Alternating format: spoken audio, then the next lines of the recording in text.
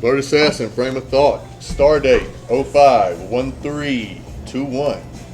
This is going to be just a little segment I start doing, just touching on current events, because current events are always happening. Oh, I woke to the news that there was yet another police shooting in Dayton. Now, if you're from Dayton or in the area or anywhere surrounding area, you're well aware that this is a common occurrence. It's nothing out of the ordinary. What is out of the ordinary are the circumstances of the shooting. Now, yesterday police responded to the shooting of a 17-year-old. Witnesses directed police detectives to a house, a couple blocks away, where the suspect either was residing or known to hang out or was heading to. Police detectives arrived on the scene, saw 4 young men on the porch of the house, one of which fit the description of the suspect. Upon approaching, the suspect drew their firearm. After being told by police detectives several times to drop their weapon and failing to comply, police detectives then shot the suspect twice, one in each leg. Now, this is very interesting because police are, or if you're unaware of this, police are trained to aim for center mass, which basically 9 times out of 10 equates to lethal force.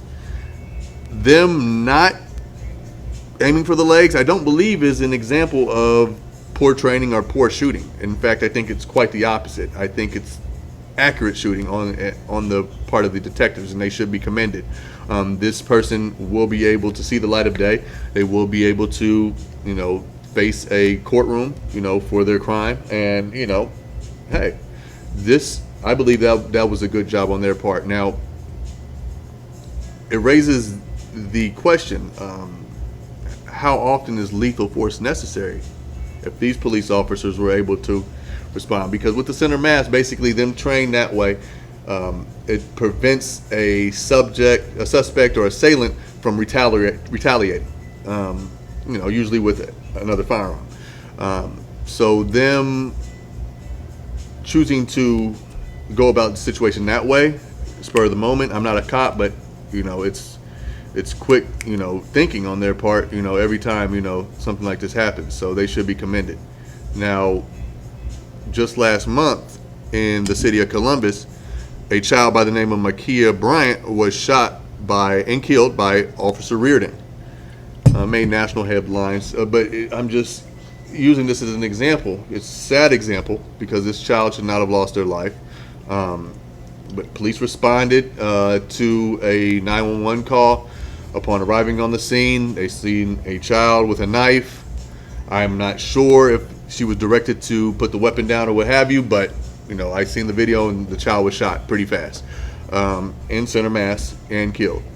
Now, this is an example, again, like as contrast to the shooting last night, in which the suspect is alive and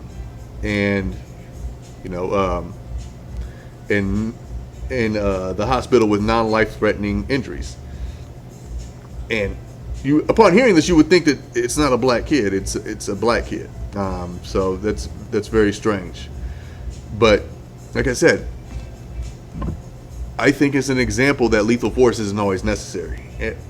Not half as necessary as we're told it should be.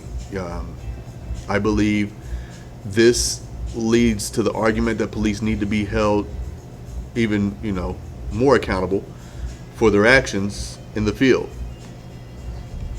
I understand it's a quick decision that needs to be made right then and there, but again, someone with a knife,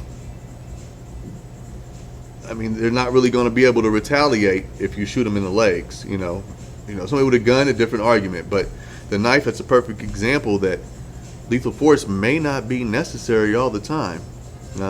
In that center mass training, maybe that needs to be reassessed, because there's a lot of people, a lot of victims, innocent victims, who, police are aiming for that center mass and they're not going home, and they're not suffering life-threatening injury. Non-life-threatening injuries. They're being buried. So that's something that needs to be revisited and addressed by us as a community, as well as police departments across the nation. Just my thoughts.